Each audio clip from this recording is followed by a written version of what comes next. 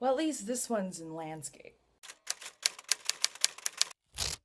Anyway, quick intro. If you can tell by my YouTube handle, I am a mezzo who is vlogging. Important part of that is that I'm a mezzo, which means that I am a singer, more specifically an opera singer, aspiring opera singer, still in training. I'm a musician. So this vlog is generally going to be about the life of a musician and being a musician and stuff like that. Today's topic, stage fright. Does this sound familiar to any of you? Sweaty palms, being really jittery, racing heart, just sweating in general, your rib cage feeling like it's in a vice grip. Yeah, you might have stage fright.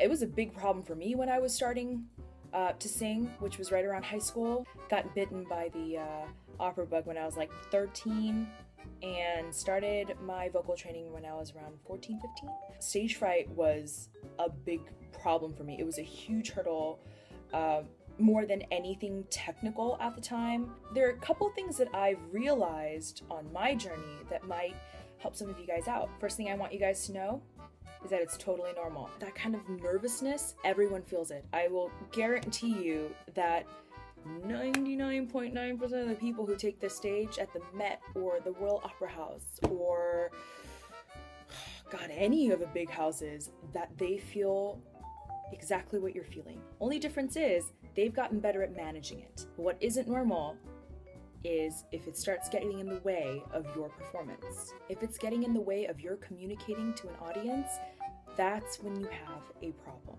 And that was certainly the case with me. And everything I worked for while practicing, out the window. Now, if you came to my video expecting a quick fix kind of tips and tricks kind of thing, sorry to disappoint. That is not what this is about. I'm going to be explaining the process of getting over it more than actual quick fixes, because being a classical musician, the whole thing is a process.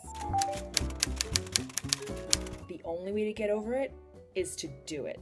Get up, get out, perform. That's the only way you're gonna even remotely tackle this problem. I know you want to die. I know you just want to curl up into a little ball and just in a corner. I know, I've been there. Doesn't matter if it feels like you want to puke. Get out and do it. The more you do it, the more you're going to figure out about yourself as a person and as a performer. I think when it comes to stage fright, you're going to either figure out one of two things. First one is kind of what happened to me. You're going to figure out that you get better each time, a little bit better each time. Maybe you're still making mistakes every single performance, but you're not making the same mistake you made last time. You're gonna feel like you feel more in control of the situation, like you're driving a car, that you're sort of in the middle of it, that you aren't being dragged along by the meter of the music. You're gonna feel more in control, and that's a great thing. Or this is the not so easy way of getting through stage fright. You might find that, unlike the first example I gave, you're going to feel like you're losing control more and more each time. Whatever happened in the last performance that wasn't ideal, that mistake keeps coming back over and over and over again. And they might not just be one mistake, it might be multiple mistakes. Each bad performance might make the subsequent performances even worse. You get more and more nervous because you feel more and more out of control. Now, if this is the case, yeah, you definitely have a problem. I would suggest seeking help, not because there's something damaged, but because maybe a professional might give you certain insights that I don't have, because I didn't really have to, struggle through it in that route. Some of my friends have had this problem, and this is generally what they did. They took a break from performing. Now, this doesn't mean don't continue your education or taking lessons or whatever you're doing to further your education.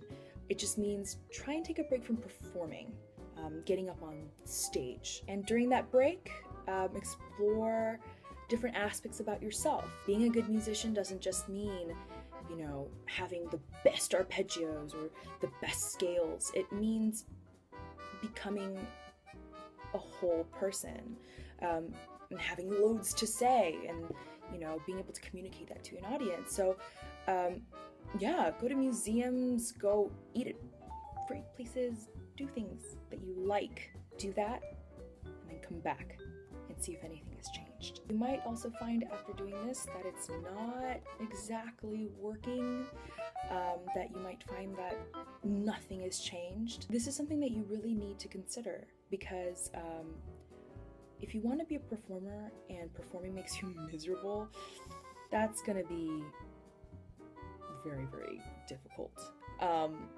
It's something that you're gonna have to deal with for the rest of your life. If you think it makes you miserable for one performance out of a year, imagine how miserable it's gonna make you when you have to do this 365 days. Being a performer isn't the only route in classical music. There are many other avenues that you can take. Don't think you're a failure because you just figured out that you're not a performer. Now, for quick tips and tricks, something to help you along. These aren't permanent fixes. These are kind of little boosts, things that'll help you out. A pianist friend of mine told me that eating a banana or two before performance helps. She swears it's the beta blockers, but I don't know. I haven't been able to do this because, I mean, I'm a singer. I can't really eat a banana and then go on stage. It kind of gets a little phlegmy. What I find actually helps is smiling. I saw a TED Talk on this, and I also came across it while reading one of Dr. Paul Ekman's books. What he states is that your facial expressions aren't only the result of an emotion in here, but that your facial expressions can also inform what emotions that you feel. So kind of chicken or the egg kind of thing. But yeah, I mean, studies have shown that if you smile, kind of calms you down a little bit, sends a message to your brain and body that things are all right, things aren't as bad as you think they are, you know? Conversely, if you kind of make an angry face, that your adrenaline kind of spikes, it's really interesting stuff. You should look into it. Other people have said don't drink caffeine because that's an upper and that's gonna kind of wind you up on top of you being wound up. But really, for me, the ultimate one was being prepared. Was being 90% prepared, as prepared as I could get. I don't know what it's like for you instrumentalists. Probably not too dissimilar, although comment below, let me know. As singers, we kind of operate at like 80% at best all the time because things are so kind of complicated in here. Yeah, I mean, you get up there with nerves and everything, you're not going to be 100%, even if you've prepared at 100%. So you need to be super prepared, like over the top, overkill kind of prepared. A professor once told me, don't practice until you get it right, practice until you can't get it wrong, because if you want 100%, you're going to have to go over that in the practice room. In the practice room, you're getting 100%, guarantee you it's not going to happen in the real world. When I feel secure, when I've had a good night's sleep, when I feel prepared and ready to go out there, you know, it's smooth sailing. I feel like I'm right in the middle of that car. So yeah, I hope this helped. If you have any tricks that helped you, or any insight to share about this, please, because there are people out there who really need your insight and your experience. Well, you made it to the end. Congratulations. Thanks for watching, and subscribe. I don't know if it's here or here. I don't quite know yet, but figuring it out. But yeah, subscribe, keep in touch. I would love to hear from all of you guys who have anything to say. See you next time.